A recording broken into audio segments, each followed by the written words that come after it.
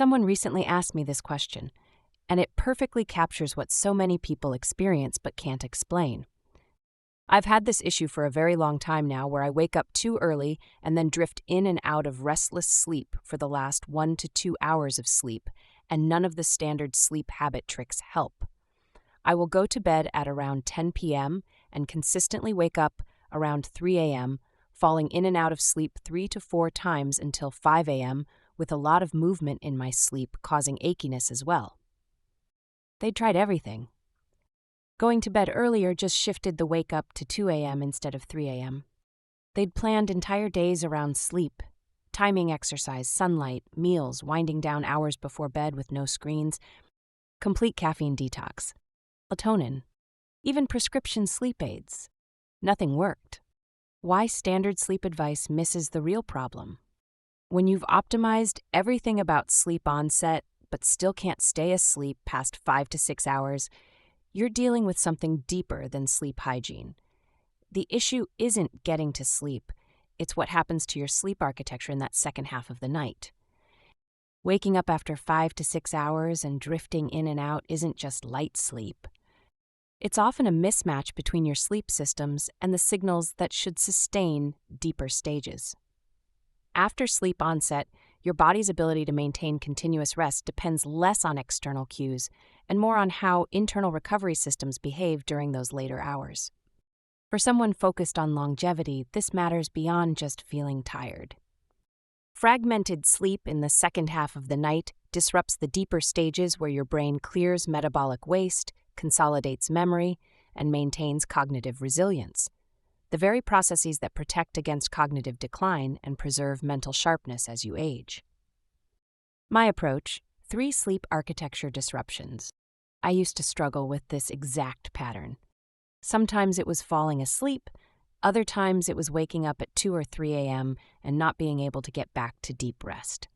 I tried all the standard approaches for years without consistent results. What finally helped wasn't another sleep hygiene tip. It came from understanding the underlying mechanisms that govern sleep continuity, specifically what disrupts the transition between sleep stages after that first window. Here are the 3 factors I've found most often drive this pattern. 1. Cholinergic GABAergic imbalance in REM initiation. The switch between REM and non-REM sleep is governed by a delicate balance between cholinergic activity, which promotes REM, and GABAergic activity, which promotes deep sleep. When GABA tone is insufficient or acetylcholine spikes too early, you may enter REM too soon and too frequently, disrupting the normal sequencing of restorative stages. Activation of GABAergic neurons suppresses REM sleep and promotes REM to NREM transitions in mice, demonstrating GABA's role as a brake on REM entry. This creates a cycle where you get some sleep, but not the sustained deep phases needed for true recovery. 2. Inadequate daytime sleep pressure. Sleep pressure builds through adenosine accumulation during wakefulness, especially with physical exertion and cognitive effort. If daytime activity is too sedentary or mistimed, such as intense workouts too late in the day, the first half of the night may be deeper, but not long enough to sustain full rest. Therefore, the issue isn't just what you do before bed, but how you build sleep drive throughout the entire day. 3. Melatonin offset timing. Melatonin supplementation likely isn't helping here because it's designed to initiate sleep, not maintain it. Natural melatonin rises a couple of hours before bedtime, peaks around 2 to 4 a.m., and stays elevated for most of the night before tapering toward dawn. When evening light delays this curve, melatonin may no longer align with the chosen sleep window, creating instability or awakenings in the early morning hours. Taking melatonin right at bedtime doesn't fix this misalignment. Supplemental melatonin creates a short spike that fades within a few hours, often exaggerating the contrast between the first and second half of the night. Instead of supporting sleep continuity, it can reinforce the early morning drop-off and disrupt transition into subsequent stages. The science behind sleep architecture breakdown. What most people don't realize is that sleep isn't just one continuous state. Your brain cycles through distinct stages approximately every 90 minutes, with the proportion of deep sleep versus REM changing throughout the night. In the first half of the night, you get most of your deep sleep, the stage that handles physical recovery and memory consolidation. The second half is when REM sleep becomes more prominent, supporting emotional processing and cognitive function. When sleep architecture is disrupted, this natural progression breaks down. Instead of smooth transitions between stages, you get fragmented periods where your brain can't fully commit to either deep sleep or REM, leaving you in that frustrating in-between state of drifting consciousness.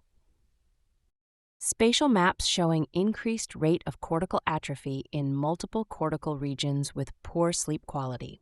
This fragmentation doesn't just affect how rested you feel, it specifically impairs the brain's ability to clear metabolic waste through the glymphatic system, which primarily operates during deeper sleep stages. For longevity-focused individuals, this represents a critical pathway for maintaining cognitive health over decades. Moving beyond sleep hygiene. Once I stopped focusing only on sleep onset and started looking at what was disrupting continuity, my sleep became much more stable. The breakthrough came from shifting perspective entirely.